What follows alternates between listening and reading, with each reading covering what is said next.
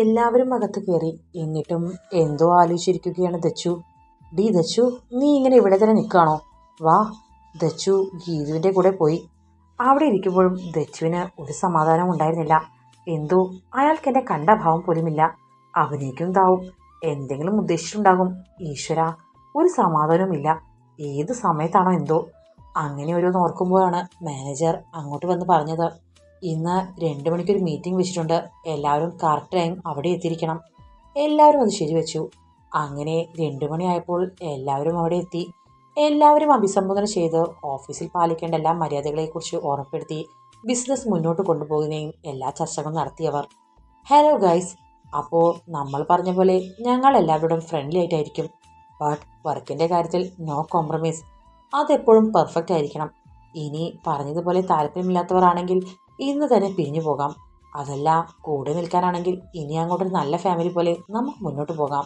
അപ്പോൾ എല്ലാവരും തയ്യാറാണല്ലോ അല്ലേ? അത് കേട്ട് എല്ലാവരും സന്തോഷത്തോടെ യെസ് പറഞ്ഞു. പിന്നെ ഇവിടെ അക്കൗണ്ട്സ് ഒക്കെ നോക്കുന്നത് ആരാണ്? ഉടനെ തന്നെ മാനേജർ ദക്ഷയെ ചൂണ്ടി പറഞ്ഞു. ഇതാ ഈ കുട്ടിയാണ് സർ. ദക്ഷ വേഗം എഴുന്നേറ്റു. ഓക്കെ, തൻ്റെ പേരെന്താണ്? ദക്ഷ. അപ്പോൾ ലുക്ക് ദക്ഷ, ഈ കമ്പനി തുടങ്ങി ഒരു 20 വർഷത്തെ പഴക്കമുണ്ട്. ആക്ച്വലി എനിക്ക് ഇവിടുത്തെ 10 വർഷം ശേഷമുള്ള എല്ലാ അക്കൗണ്ട്സ് വിവരങ്ങളും കറക്റ്റ് ഫയൽ ശേഖരിച്ച് റിപ്പോർട്ട് നാളെ മോർണിംഗ് എൻ്റെ ക്യാബിനിൽ എത്തിക്കണം.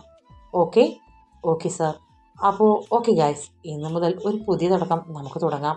അങ്ങനെ മീറ്റിംഗ് പിരിച്ചുവിട്ടു. ദച്ചു അവളുടെ ക്യാബിലിരുന്ന് കമ്പ്യൂട്ടർ തുറന്ന് ഡീറ്റെയിൽസ് കളക്ട് ചെയ്യാൻ തുടങ്ങി. ഗീതു, ഡി, ഇതിൽ കഴിഞ്ഞ 5 വർഷത്തേ ഉള്ളൂ. അതിനു മുൻപുള്ള 5 വർഷത്തെ ഡീറ്റെയിൽസ് ഒക്കെ എവിടെ നിന്ന് കിട്ടും? ദച്ചു, നീ ടെൻഷൻ ആവണ്ട, നമുക്ക് രാജൻ സാറിനോട് ചോദിച്ചു നോക്കാം. പുള്ളി വർഷങ്ങളോളമായി ഇവിടെയുള്ള ആളല്ലേ? അതെ, അത് ശരിയാ. ദച്ചു വേഗം എഴുന്നേറ്റു. സർ. ആ ദച്ചു, എന്താ മോളെ? സർ, കഴിഞ്ഞ 5 വർഷത്തെ ഡീറ്റെയിൽസ് എനിക്ക് കിട്ടി, പക്ഷേ അതിനുശേഷമുള്ള 5 വർഷത്തെ കാണുന്നില്ല. മോൾ ടെൻഷൻ ആവണ്ട, ദാ ആ കാണുന്ന മുറിയിൽ എല്ലാ ഫയൽസും ഉണ്ട്. മോൾ അതിൽ പോയി നോക്ക്, ഒക്കെ പൊടി പിടിച്ചിട്ടുണ്ടാകും. ശരി, താങ്ക് യു സർ. ദച്ചു അത് തുറന്ന് അതിലേക്ക് കയറി. എല്ലാം കണ്ട് അവളുടെ കണ്ണ് തള്ളി. പൊടിയും മാറാലയും പിടിച്ചു ഒരുപാട് ഫയൽസ്. എൻ്റെ ഈശ്വര, ഇതിൽ നിന്ന് എങ്ങനെ കണ്ടുപിടിക്കും? ഇതിൽ വല്ല പാമ്പും ഉണ്ടാകുമോ ആവോ? ഈശ്വര. അങ്ങനെ ഒരുവിധം പൊടികളെല്ലാം തട്ടിമാറ്റി അവൾക്ക് ആവശ്യമുള്ള ഫയൽസ് അവളെടുത്തു. അതൊക്കെ എടുത്ത് അവൾ ആ മുറി പൊട്ടി പുറത്തിറങ്ങി. ഒരുപാട് ഫയൽ കെട്ടുകളുമായി വരുന്ന ദച്ചുവിൻ്റെ അടുത്തേക്ക് ചെന്ന് ഗീതു ചോദിച്ചു, ഡി ദച്ചു, ഇത് ഒരുപാടുണ്ടല്ലോ. അതേ ഗീതു, ഇതൊക്കെ വീട്ടിലേക്ക് കൊണ്ടുപോയി അവിടുന്ന് ക്ലിയർ ആക്കി റിപ്പോർട്ട് തയ്യാറാക്കാം. എനിക്കുറപ്പാ ഇതെനിക്ക് മനഃപൂർവ്വം തന്ന പണിയാ. എനിക്കും തോന്നുന്നുണ്ട്, അല്ലാതെ അവർക്ക് എന്തിനാ ഇതൊക്കെ? ഡി, ഇതൊക്കെ എപ്പോൾ തീരും? സാരല്ലേടി, ഞാനും ഇന്ന് നിന്റെ വീട്ടിൽ കൂടാം, ഞാനും സഹായിക്കാം. താങ്ക്സ് എൻ്റെ മുത്തേ. അങ്ങനെ അവർ അതൊക്കെ ഒതുക്കി വെച്ചു. ദച്ചു കഴിയുന്നത്ര ഓഫീസിൽ നിന്ന് തന്നെ ചെയ്തു. ബാക്കിയുള്ളതൊക്കെ വീട്ടിലെത്തിയിട്ട് നോക്കാനെടുത്ത് റെഡിയാക്കി. അവർ ഇറങ്ങാൻ നേരമാണ് ഗീതു ഒരു ഫയൽ എടുത്ത് അത് കൊടുക്കാൻ വേണ്ടി MDയുടെ ക്യാബിനിലേക്ക് പോയി. അവൾ ഡോർ തട്ടി. May coming sir? Yes coming. Geethu ഉള്ളിലേക്ക് കയറി ഫയൽ ആദമിൻ്റെ അടുത്തേക്ക് നീട്ടി. ആദം അത് വാങ്ങി തുറന്നു നോക്കി. എന്നിട്ട് ഗീതുവിനോട് പറഞ്ഞു, എടോ, തൻ നെയിം എന്താ? സർ, എൻ്റെ പേര് ഗീതാഞ്ജലി. അവൾ പറയുന്നതൊക്കെ ആദമിൻ്റെ തൊട്ടടുത്ത് തന്നെ ഒരു ടേബിളിനരികിൽ ഇരിക്കുന്ന ഡെന്നി കേൾക്കുന്നുണ്ടായിരുന്നു. ഓക്കെ, ഇത് ക്ലയൻറ്റ് ഡീറ്റെയിൽസ് അല്ലേ? ഈ കാര്യങ്ങളൊക്കെ നോക്കുന്ന ഡെന്നിയാണ്. ഇതവിടെ കൊടുത്താൽ മതി. അത് പറഞ്ഞ ആദം ആ ഫയൽ ഗീതുവിന് തന്നെ കൊടുത്തു. ഗീതു അത് വാങ്ങി ഡെന്നിയുടെ അടുത്തേക്ക് ചെന്നു. ഡെന്നിയുടെ മുന്നിലേക്ക് അവൾ ആ ഫയൽ നീട്ടി. ഡെന്നി അവളുടെ മുഖത്തേക്ക് നോക്കി. എന്തോ ഡെന്നിയുടെ നോട്ടം അവളെ വല്ലാതെയാക്കി. Sir, file. ശരിക്കും അവളുടെ വിളിയിലാണ് ഡെന്നിക്ക് ബോധം വന്നത്. ആ പറയൂ കുട്ടി. Sir, file. ആ ഓക്കെ. ആദ്യം പറഞ്ഞ് ഡെന്നി പെട്ടെന്ന് ഫയൽ വാങ്ങി. ഗീതു അത് കൊടുത്ത് പെട്ടെന്ന് തന്നെ പുറത്തേക്ക് പോയി. ഈശ്വര, ഇപ്പോഴാശ്വാസം വീണത്. എന്ത് നോട്ടമാ ആ വായി നോക്കി. അങ്ങനെ ദച്ചുവും ഗീതുവും വീട്ടിലേക്ക് തിരിച്ചു. ദച്ചുവിൻ്റെ കയ്യിൽ ഒരുപാട് ഫയൽസും ഉണ്ടായിരുന്നു. വീട്ടിലെത്തി കുളിച്ച് ഫ്രഷായി ചായയും കുടിച്ച് അവൾ ഫയൽസ് എടുത്തെല്ലാം ക്ലിയർ ആക്കി റിപ്പോർട്ട് തയ്യാറാക്കാൻ തുടങ്ങി. അപ്പോഴാണ് അപ്പു അങ്ങോട്ടേക്ക് വന്നത്. ചേച്ചി, ഇന്നെന്താ പതിവില്ലാതെ? ഡാ അപ്പു, ഞാൻ പറഞ്ഞിരുന്നല്ലേ ഞങ്ങളുടെ MD ഇപ്പോൾ പുതിയ ടീംസ് ഇന്ന് വരുമെന്ന്. ആ, അവർ വന്നോ? അപ്പോൾ ഇത് ചേച്ചി കിട്ടിയ പണിഷ്മെൻ്റ് ആണല്ലേ? അതല്ല പിന്നെ, അത് അവരാടാ. ഞാനന്ന് പറഞ്ഞില്ലേ. ഏത് ചേച്ചി? ആ വണ്ടി അതോ? അതേടാ. ഇപ്പം കണ്ടോ, ഇത് അയാൾ തന്ന പണിയാ. ഏതായാലും ചേച്ചിക്ക് ഇനി അങ്ങോട്ട് എന്നും പണി തന്നെ ആയിരിക്കും. അയാൾ ചിലപ്പോൾ മനസ്സറിഞ്ഞിരിക്കുന്നുണ്ടാകും അല്ലേ ചേച്ചി? ഡാ, നീ എന്നെ കളിയാക്കുകയാണോ? ഏയ് അല്ല ചേച്ചി, ഞാനൊരു സത്യം പറഞ്ഞതാ. ഇത്രയായ സ്ഥിതിക്ക് ചേച്ചിക്ക് അയാൾ എന്നും പണി തരും, സൂക്ഷിച്ചോ. ഓ പിന്നെ ഞാൻ ചുമ്മാ നിൽക്കും, കരുന്നുണ്ടോ, ഇങ്ങ് വരട്ടെ. അതും പറഞ്ഞിരിക്കുമ്പോൾ ഗീതും വന്നു. എന്താണ് ചേച്ചിയും അനിയനും കൂടെ? ഏയ് ഒന്നുമില്ല ഗീതു ചേച്ചി. ഡീ ദച്ചു, കുറച്ച് ഇങ്ങോട്ട് താ, ഞാനും ചെയ്യാം. അങ്ങനെ അന്ന് രാത്രി ഏറെ വൈകിയാണ് രണ്ടുപേരും ഉറങ്ങിയത്. എല്ലാ റിപ്പോർട്ടും അവർ റെഡിയാക്കി. പിറ്റേ ദിവസം ഓഫീസിൽ ആദമും ഡെന്നിയും വന്ന ഉടനെ ഗുഡ് മോർണിംഗ് സർ. അവർ ക്യാബിനിലേക്ക് നടക്കുമ്പോൾ എല്ലാവരും പറഞ്ഞു. ഒന്ന് പുഞ്ചിരിച്ച് തിരിച്ച് ഗുഡ് മോർണിംഗ് പറഞ്ഞ് അവർ അകത്തേ കയറി. ദച്ചു വേഗം ഫയൽസ് എടുത്ത് തയ്യാറാക്കിയ എല്ലാ റിപ്പോർട്ടും എടുത്ത് അവൾ ചെന്നു. May coming sir? Yes coming sir. എല്ലാ റിപ്പോർട്ടും റെഡിയാക്കിയിട്ടുണ്ട്. അവൾ മുന്നിലേക്ക് വെച്ചു. അവൾക്ക് മുന്നിലേക്ക് എഴുന്നേറ്റ് അവളുടെ മുഖത്തേക്ക് നോക്കി. എന്നിട്ട് ആ ഫയൽസ് വാങ്ങി അതെടുത്ത് അവളുടെ മുഖത്തേക്ക് നോക്കിക്കൊണ്ട് തന്നെ ആ ഫയൽസ് വേസ്റ്റ് ബാക്കറ്റിൽ ഇട്ടുകൊണ്ട് അത് കണ്ടതും ദച്ചുവാകി ഞെട്ടിത്തെറിച്ചു. ഉറക്കമൊഴിച്ച് ഇന്നലെ ഇരുന്ന് തയ്യാറാക്കിയതാ ഈ കാലമാടം ചെയ്ത് കണ്ടോ? അവൾക്ക് ദേഷ്യം സഹിക്കാൻ പറ്റിയില്ല. അവൾ കൈകൾ ചുരുട്ടിപ്പിടിച്ചു. ലുക്ക് ദക്ഷ, എനിക്ക് ശരിക്കും ഇതിന്റെ ആവശ്യമില്ല. പിന്നെ തൻ്റെ വർക്കിനുള്ള ആത്മാർത്ഥം അറിയാൻ വേണ്ടി ചെയ്തതാ. ഓക്കെ? അപ്പോൾ ഓക്കെ ദക്ഷ, യു ഗോ. വേണേൽ ക്യാൻറ്റീനിൽ പോയി നാരങ്ങ വെള്ളം ഉപ്പിട്ട് കുടുക്കി. നല്ല ക്ഷീണം തോന്നുന്നുണ്ട് നിന്റെ മുഖത്ത്. Okay sir.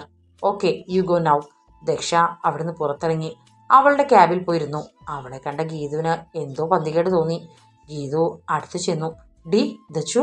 ദച്ചു തലയുയർത്തി നോക്കി. ദച്ചുവിന്റെ മുഖമാകെ ദേഷ്യം കൊണ്ട് വലിഞ്ഞു മുറുകിയിരുന്നു. എന്തു പറ്റി ദച്ചു? അവരെന്തേലും പറഞ്ഞോ? പറഞ്ഞിരുന്നതിൽ കുഴപ്പമില്ല. പക്ഷേ നീയും ഞാനും ഇന്നലെ രാത്രി ഒരു പോള കണ്ണടയ്ക്കാതെ ഇത് തയ്യാറാക്കിയതല്ലേ ഗീതു? എന്നിട്ട് അതൊന്നും തുറന്നു പോലും നോക്കാതെ നേരെ ബാസ്ക്കറ്റിലിട്ടു. എന്നിട്ട് പറയാ എന്റെ ജോലിയോടുള്ള ആത്മാർത്ഥത നോക്കിയതാണെന്ന്. സാരല്ലേ ദച്ചു, നമ്മൾ ആദ്യമേ കരുതിയതല്ലേ ഇതയാൾ നിനക്കിട്ട് തന്ന പണിയാകുമെന്ന്. നീ ടെൻഷൻ ആവണ്ട. അത് പറഞ്ഞ് നിൽക്കുമ്പോഴാണ് അവിടുത്തെ മറ്റൊരു സ്റ്റാഫായ റിയ അവരുടെ അടുത്തേക്ക് വന്നത്. അതെ, നിങ്ങളോട് രണ്ടുപേരോടും സാറിന്റെ ക്യാബിനിലേക്ക് വരാൻ പറഞ്ഞു. ഞങ്ങളോട് രണ്ടുപേരെയോ? അതെ, രണ്ടുപേരും ഒന്ന് മുഖത്തോട് മുഖം നോക്കി. എന്നിട്ട് MDയുടെ ക്യാബിനിലേക്ക് നടന്നു. അവർ അനുവാദം ചോദിച്ച് അകത്തേ കയറി. ഗീതാഞ്ജലി ആൻഡ് ദക്ഷ, നിങ്ങളിവിടെ എന്തിനു വന്നവരാ? ജോലി ചെയ്യാൻ തന്നെയല്ലേ? അതെ സാർ. സാറെന്താ അങ്ങനെ ചോദിച്ചേ? എന്നിട്ടാണോ വർക്കിംഗ് ടൈമിൽ സംസാരിച്ചിരിക്കുന്നേ? നിങ്ങൾക്ക് നിങ്ങളുടെ കുടുംബ പുരാണം വിളമ്പാനുള്ള സ്ഥലമല്ല ഇത്. വർക്ക് ടൈം അത് നോക്കി ചെയ്യണം. സോറി സാർ, ഇനി ആവർത്തിക്കില്ല. ഇതെന്റെ ലാസ്റ്റ് വാർണിംഗ് ആണ്. ഇനി കണ്ടാൽ പണിഷ്മെന്റ് ഏറ്റെടുക്കേണ്ടി വരും. ചിലപ്പോൾ സാലറി വരെ കട്ട് ചെയ്തു വരും. മനസ്സിലായോ? ഓക്കെ സർ, ഇനി ഉണ്ടാവില്ല. ഗീതു ആദമിനോട് മറുപടി പറയുമ്പോഴും ദച്ചു ഒന്നും മിണ്ടാതെ തലം താഴ്ത്തി നിന്നു. Okay, you can go. പിന്നെ ദക്ഷ, ഈ കഴിഞ്ഞൊരു വീക്കിലെ എല്ലാ അക്കൗണ്ട്സും ക്ലിയർ ചെയ്ത റിപ്പോർട്ട് 1 അവറിനുള്ളിൽ എൻ്റെ ക്യാബിനിൽ എത്തിക്കണം. ഓക്കെ? Okay sir. അവർ അവിടുന്ന് പോകാൻ തിരിഞ്ഞ് നടന്നപ്പോഴാണ് മുന്നിലെ ഡോർ തുറന്നു വരുന്ന ഡെന്നിയെ കണ്ടത്. ഡെന്നി മുന്നിലുള്ളവരെ കണ്ടൊന്ന് ചിരിച്ചു. അവൻ ഗീതുവിന്റെ മുഖത്തേക്ക് നോക്കി. അവളെ നോക്കിയൊന്ന് സൈറ്റ് അടിച്ച് കാണിച്ചു. ഗീതു അത് കണ്ടൊന്ന് ഞെട്ടിയെങ്കിലും അവനെ നോക്കിയൊന്ന് പുച്ഛിച്ച് ചുണ്ടുകൊട്ടിപ്പോയി. പിന്നീട് ദച്ചു അവളുടെ ഗീതും അവളുടെ വർക്കിലേക്ക് തിരിഞ്ഞു. അല്പം കഴിഞ്ഞ് ആദമിന്റെ ക്യാബിനിലേക്ക് ചെന്നു. അവൾ ഫയൽ അവന് നേരെ നീട്ടി. അവനത് വാങ്ങി ചെക്ക് ചെയ്തു. അത് നേരെ ഡെന്നിയുടെ കയ്യിൽ കൊടുത്തു. ശേഷം അവൾ പോകാൻ നിന്നതും ആദം, ദക്ഷ 1 മിനിറ്റ്, താൻ ടീ ഹട്ടിൽ പോയി എനിക്കൊരു ചായ എടുത്തോണ്ട് വരാവോ? ആദ്യമൊന്നും ദക്ഷ ഞെട്ടി. സർ ഞാൻ? എടോ മറ്റൊന്നുമല്ല, രാജൻ ചേട്ടനെ ഞാനൊരു കാര്യത്തിന് വേണ്ടി വിട്ടതാ. അദ്ദേഹം വരാൻ ലേറ്റ് ആവും. ഓക്കെ സാർ, ഞാൻ കൊണ്ടുവരാം. ഓക്കെ ഡെന്നി, നിനക്ക് വേണോ? ഏയ് വേണ്ട. Okay Daksha, 1 glass tea. Okay. അതും പറഞ്ഞവൾ തിരിഞ്ഞു നടന്നു. 1 ഗ്ലാസ് ടീ. തൻ്റെ പെണ്ണുപിള്ളയോട് പോയി പറയടോ കാലമാടാ. എനിക്കറിയാം താൻ ഇതൊക്കെ മനഃപൂർവ്വം ചെയ്താണെന്ന്. അവൾ നേരെ ടീ ഹാട്ടിൽ പോയി ടീ എടുത്തൊരു കപ്പിലൊഴിച്ചു. അതുമായി അവൾ നേരെ അവൻ്റെ അടുത്തേക്ക് നടന്നു. അവൾ ടീ എടുത്ത് പോകുന്നത് മറ്റുള്ളവരൊക്കെ ഒരു നിമിഷം നോക്കി. അവൾ അകത്തേക്ക് കയറി അവൻ്റെ അടുത്തേക്ക് എത്തി. അവന് നേരെ കപ്പ് നീട്ടി. അവനതിന് നേരെ കൈ നീട്ടി. അവൾ കയ്യിലേക്ക് വെച്ചതും അവൾ അറിയാതെ കൈയൊന്ന് പിറകോട്ട് വലിച്ചു. അപ്പോൾ തന്നെ താഴെ വീണ്ടും പൊട്ടിപ്പോയി ആ ചായ നിലത്തും കുറച്ച് അവൻ്റെ ഷൂവിന് മുകളിലേക്ക് തെറിച്ചു. വാട്ട് നോൺസെൻസ് ദക്ഷ, ഒരു ചായ എടുത്തു തരാൻ തനിക്ക് പറ്റില്ലായിരുന്നെങ്കിൽ അത് പറഞ്ഞാൽ മതി. അല്ലാതെ. സർ ഞാൻ മനഃപൂർവ്വമല്ല, എൻ്റെ കയ്യിൽ നിന്ന് അറിയാതെ പറ്റിയതാ. എന്തോ. അവളുടെ കണ്ണുകൾ നിറഞ്ഞു. അത് കണ്ട ഡെന്നി, ആദം പോട്ടെ, നിനക്ക് വേറെ ടീ ഞാൻ കൊണ്ടുതരാം. കുട്ടി താൻ പോയിക്കോ. ഡെന്നിയുടെ വാക്കുകൾ അവൾക്ക് ആശ്വാസമായെങ്കിലും ആദമിന്റെ നോട്ടത്തിൽ അവൾക്കൊന്നും ശബ്ദിക്കാൻ കഴിഞ്ഞില്ല. അവൾ ദയനീയമായി ഒന്ന് ഡെന്നിയെ നോക്കി. കുട്ടി പോക്കോളൂ. അങ്ങനെ അങ്ങ് പോയാലോ? ഈ ഫ്ലോർ ആരെ വൃത്തിയാക്കും? 5 മിനിറ്റ്, അതിനുള്ളിൽ ഇവിടെ ക്ലീൻ ചെയ്യണം. അവൾ അവനെ നോക്കി പുറത്തിറങ്ങി. അപ്പോൾ കണ്ടു ഉള്ളിലെ ശബ്ദം കേട്ട് എല്ലാവരും നോക്കി നിൽക്കുന്നത്. അവൾ ആരെയും നോക്കാതെ വേഗം ക്ലീൻ ചെയ്യാനുള്ള തുണിയും ബക്കറ്റും എടുത്ത് ക്ലീൻ ചെയ്യാൻ പോയി. ഇടയ്ക്ക് കയറി ക്ലീനിങ് സ്റ്റാഫ് പറഞ്ഞു, അയ്യോ മോളെ, ഞാൻ ചെയ്തോളാം. വേണ്ട, ഇതെനിക്കുള്ള പണിഷ്മെൻ്റാണ് ചേച്ചി, ഞാൻ തന്നെ ചെയ്തോളാം. അവൾ വേഗം ക്യാബിനിലേക്ക് കയറി ക്ലീൻ ചെയ്തു. തിരിഞ്ഞ് പുറത്തേക്ക് നടക്കാൻ നിന്നതും, ഡി ഇനി എൻ്റെ ഷൂ ആര് വന്ന് തുടയ്ക്കും, നിന്റെ മറ്റവൻ വരുമോടി? ദച്ചു ഒരു നിമിഷം ഒന്ന് പകച്ചെങ്കിലും പിന്നെ അവൻ്റെ അടുത്തേക്ക് നടന്നു. അവൻ ചെയറിലിരുന്ന് കാല് മറ്റേ കാലിന് മുകളിൽ എടുത്തു വെച്ചു. അവളൊരു നിമിഷം അവൻ്റെ മുഖത്തേക്ക് നോക്കി. അവളെ തന്നെ തറഞ്ഞു നോക്കി നിൽക്കുന്ന അവനെ കണ്ട് അവൾ വേഗം കുഞ്ഞിരുന്ന തുണിയെടുത്ത് അവൻ്റെ കാൽ ഒരു കയ്യിൽ പിടിച്ച് ഷൂ തുടച്ചു. എന്തോ അവളുടെ കണ്ണുകളൊക്കെ വല്ലാതെ നിറഞ്ഞൊഴുകാൻ തുടങ്ങിയിരുന്നു. അവൾ തുടച്ചു വേഗം എഴുന്നേറ്റു. അടുത്തുള്ള ഡെന്നിയെ നോക്കി. അവൻ നോക്കുന്നത് കണ്ടൊന്ന് പുഞ്ചിരിക്കാൻ ശ്രമിച്ചു. എന്നിട്ട് വേഗം പുറത്തേക്ക് പോയി. അവൾ പോയതും എന്തോ അവളുടെ നിറഞ്ഞ കണ്ണുകൾ കണ്ട് ഡെന്നിക്ക് വല്ലാതെയായി. അവൻ വേഗം ആദമിൻ്റെ അടുത്ത് വന്ന് അവൻ്റെ കോളർ പിടിച്ചു. ഡാ തെണ്ടി, ഇത്രയ്ക്ക് വേണമായിരുന്നോടാ ആ പാവത്തിനോട്? എനിക്കറിയാം അവൾ നിനക്ക് കപ്പ് നീട്ടിയപ്പോൾ നീ കൈ പിറകിലേക്ക് വലിച്ചത് അവൾ കണ്ടു കാണില്ല, പക്ഷെ ഞാൻ കണ്ടതാ. ഒന്ന് വീടും വച്ചു. എനിക്ക് അന്നത്തെ അടങ്ങാത്തൊരു ദേഷ്യമുണ്ടായിരുന്നു. അത് തീർക്കാനൊരു അവസരം കിട്ടി, അത് ഞാൻ ഉപയോഗിച്ചു മാക്സിമം. ഇപ്പോൾ എനിക്ക് എന്താ തോന്നുന്നതെന്നറിയോ? ഒരു മനസ്സുഖം. ഡാ ആ കൊച്ചിൻ്റെ കണ്ണ് നിറഞ്ഞ് കണ്ടില്ലേ നീ? ഓ, നിനക്ക് അത്രയ്ക്ക് സഹിക്കുന്നെങ്കിൽ നീ പോയി കൂട്ടിരിക്കുക. അതും പറഞ്ഞ ആദം അവൻ്റെ കൈ വിടുവിച്ച് ചെയറിലേക്ക് ഇരുന്നു. ഒരു കൂസലുമില്ലാതെ ഇരിക്കുന്ന ആദമിനെ നോക്കി ഡെന്നി, ഡാ ഇനി നീ ഇങ്ങനെ ചെയ്യില്ല, അതിനുള്ളത് ഞാൻ റെഡിയാക്കി തരാം. അതിന് നമ്മുടെ മേരിക്കുട്ടി തന്നെ ശരണം. പിന്നെ അവൾക്ക് ഞാനല്ല, നീ തന്നെ കൂട്ടിരിക്കും. അങ്ങനെ നീ തന്നെ പറയും മോനെ. ഡെന്നി ആത്മാ. പുറത്തേക്ക് കരഞ്ഞു വരുന്ന ദച്ചുവിനെ കണ്ട് ഗീതുവിന് വല്ലാത്ത സങ്കടമായി. ദച്ചു, ഗീതു, അയാളൊക്കെ മനഃപൂർവ്വം ചെയ്യുന്നതാ. സാരല്ല, പോട്ടെ, നമുക്കത് എന്ത് ചെയ്യാൻ പറ്റും? നീ കണ്ടോ, കിട്ടും എപ്പോഴെങ്കിലും. അപ്പോൾ പലിശ സഹിതം കൊടുക്കും ഞാൻ. ഡി മതിയാക്ക്, ഇനി അയാളുമായി ഒന്നിനും നിൽക്കണ്ട. അവർക്കൊരു പ്രശ്നവും വരില്ല, നമ്മൾ അങ്ങനെയല്ല. എന്നാലും ഇത്രയ്ക്ക് വേണോ എന്നോട് കാലമാടൻ? അതും പറഞ്ഞവൾ വേഗം അവളുടെ സീറ്റിൽ പോയിരുന്നു. മനസ്സിൽ ചിന്തിക്കാൻ പറ്റാത്ത ഒരടിയായിരുന്നു അവൾക്കത്. ദേഷ്യവും സങ്കടവും എല്ലാം മനസ്സിലൊതുക്കിയവൾ അവളുടെ വർക്കിലേക്ക് തിരിഞ്ഞു. 4 മണിയായപ്പോൾ അവർ ഓഫീസിൽ നിന്നും ഇറങ്ങി. ദച്ചുവിൻ്റെ മനസ്സ് ശരിയില്ലാത്തതുകൊണ്ട് ഗീതുവാണ് വണ്ടി ഓടിച്ചത്. ഗീതു നേരെ വണ്ടി പാർക്കിലേക്ക് വിട്ടു. ഡി വാ ദച്ചു, നമുക്ക് ആ സീറ്റിലിരിക്കാം. അതും പറഞ്ഞ് ഗീതു ദച്ചുവിനെ കൂട്ടി അങ്ങോട്ട് നീങ്ങി. ദച്ചു, നീ ഇങ്ങനെ മിണ്ടാതിരിക്കല്ലേ? അയാൾ എന്നെക്കൊണ്ട് ഷൂ വരെ തുടപ്പിച്ചു. നോക്കിയോ, അതിന് ഞാനൊന്ന് കൊടുക്കും, അവസരം വരട്ടെ. ഇതാണ് പ്രശ്നം. നീയും അങ്ങോട്ട് ചൊറിയാൻ പോവും. പിന്നെ അയാൾ ചെയ്യുന്നതൊക്കെ സഹിച്ചു നിൽക്കണോ? അങ്ങനെയല്ല, അയാൾ ഇപ്പോൾ നമ്മുടെ ബോസാണ്, അത് ഓർമ്മ വേണം. എന്തുണ്ടായാലും നമ്മുടെ തലയിലെല്ലാം വരൂ. അതുകൊണ്ട് എൻ്റെ പൊന്നു മോളിപ്പോൾ തൽക്കാലം ഒന്ന് ക്ഷമിക്കുക. നമുക്ക് നോക്കാം, ഗോളടിക്കാൻ നമുക്ക് ചാൻസ് കിട്ടുമെന്ന്. അതും പറഞ്ഞ് ഗീതു ദച്ചുവിനെ ചേർത്ത് പിടിച്ചു. ദച്ചു അവൾ നോക്കിയത് പുഞ്ചിരിച്ചു. എൻ്റെ ഈശ്വര, ഇവളൊന്ന് ചിരിച്ചല്ലോ. എന്നാ ഇനി നമുക്കൊരു ഐസ്ക്രീം കഴിച്ചാലോ? എന്നാൽ ഞാൻ വാങ്ങിയിട്ട് വരാം. അങ്ങനെ അവർ കുറച്ച് സമയം അവിടെ ചിലവഴിച്ചു. തിരിച്ച് വീട്ടിലേക്ക് പോയി. മോളെ, ഇന്നെന്താ വൈകിയേ? ഒന്നുമില്ല അമ്മേ, ഞങ്ങൾ കുറച്ച് നേരം പാർക്കിലിരുന്നു. ഓ, ചേച്ചിക്ക് പാർക്കിലൊക്കെ പോകാം, നമ്മളെ ആരും വിടില്ല. നീ വിഷമിക്കണ്ട അപ്പൂസേ, നാളെ ചേച്ചിക്ക് ഓഫീസില്ലല്ലോ, നമുക്ക് പോവാം. ആ മോളെ, നാളെ നിങ്ങൾ സ്ഥലം വരെ പോകണം. കളമശ്ശേരിയിൽ നിന്ന് കുറച്ച് ഉള്ളോട്ട് പോയാൽ അവിടെ ഒരു ദേവീക്ഷേത്രമുണ്ട്. അമ്മ കുറച്ച് വഴിപാടുകൾ നേർന്നിരുന്നു. നാളെ വർക്കില്ലല്ലോ. നീയും അപ്പവും ഗീതും ഉണ്ടോ ചോദിക്കുക. ഉണ്ടല്ലോ, അവളെയും കൂട്ടി നിങ്ങൾ പോയി വാ. അമ്മയ്ക്ക് മുട്ടിന് വീണ്ടും വേദന തുടങ്ങി. അവിടെ ആ ക്ഷേത്രം ഒരു കുന്നിൻ്റെ മുകളിലാണ്, കുറച്ചധികം നടക്കാനുണ്ട്. അതുകൊണ്ട് നിങ്ങൾ പോയി വാ. പിന്നെ അവിടെ ചെന്ന് നല്ലോണം പ്രാർത്ഥിക്കണം. പ്രാർത്ഥിക്കുന്ന ഏതാഗ്രഹവും നടക്കുമെന്നൊക്കെ ആളുകൾ പറയുന്നേ. ശരി അമ്മേ, ഞങ്ങൾ പോയിക്കോളാം. ഓ, ഞാനില്ല, എന്നെ ആർക്കും പാർക്കിലൊന്നും കൊണ്ടുപോകാൻ പറ്റില്ല. ഡാ, നിന്നോട് പറഞ്ഞില്ലേ പോകാമെന്ന്. നാളെ അവിടെ നിന്ന് നേരെ പാർക്കിൽ കൊണ്ടുപോകാം. സത്യമാണോ ചേച്ചി? പോവാം അപ്പോ. അതും പറഞ്ഞവൾ മുറിയിൽ പോയി കുളിച്ച് ഫ്രഷായി വന്ന് ഒരു കപ്പ് ചായയും എടുത്ത് ഉമ്മർത്തിരുന്നു. എന്നിട്ട് ഫോണെടുത്ത് ഗീതുവിനെ വിളിച്ച് നാളെ പോകുന്ന കാര്യം പറഞ്ഞു. ചായ കുടിച്ച് മുറ്റത്തേക്ക് കണ്ണു നട്ടിരുന്നു അവൾ. അവളുടെ മനസ്സിൽ അപ്പോഴും അവൻ്റെ കാൽ പിടിച്ച് ഷൂ തുടച്ച രംഗമായിരുന്നു. അപ്പോൾ അവളുടെ അടുത്ത് വന്നിരുന്നു. അവൾ അതൊന്നും അറിഞ്ഞില്ല എന്തോ. ചിന്തിച്ചതിനോടൊപ്പം മുഖത്ത് ദേഷ്യം വരുന്ന കണ്ട് അപ്പോൾ അവൾ തട്ടി വിളിച്ചു. ചേച്ചി, ചേച്ചി. അവൾ ഞെട്ടി. എന്താ എന്താ അപ്പോ?